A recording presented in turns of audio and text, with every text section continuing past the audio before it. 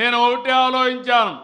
ఇప్పుడు కూడా వేదికలో బంగారు కుటుంబాలు కూర్చోబెట్టి మార్గదర్శకులు పెట్టామంటే నా మనసు ఎప్పుడూ ఈ పేదవాళ్ళపైనే ఉంటుంది. పేదరికం లేని సమాజాన్ని నిర్మాణమే ధ్యేయంగా నేను పనిచేస్తున్నా. ఏ పని చేసినా పేదవాళ్ళ కోసమే చేస్తానని మీకు హామీ ఇస్తున్నా. అందుకే 64 లక్షల మందికి పింఛన్లు నేను సవాలు విసురుతున్నా. ఏ రాష్ట్రంలోనే ఇస్తున్నారా అని మిమ్మల్ని అడుగుతున్నా.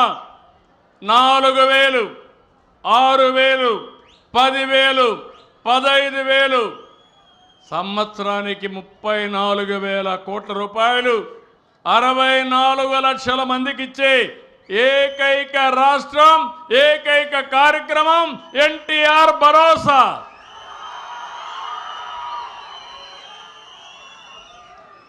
ఇంకా చాలా సంక్షేమ కార్యక్రమాలు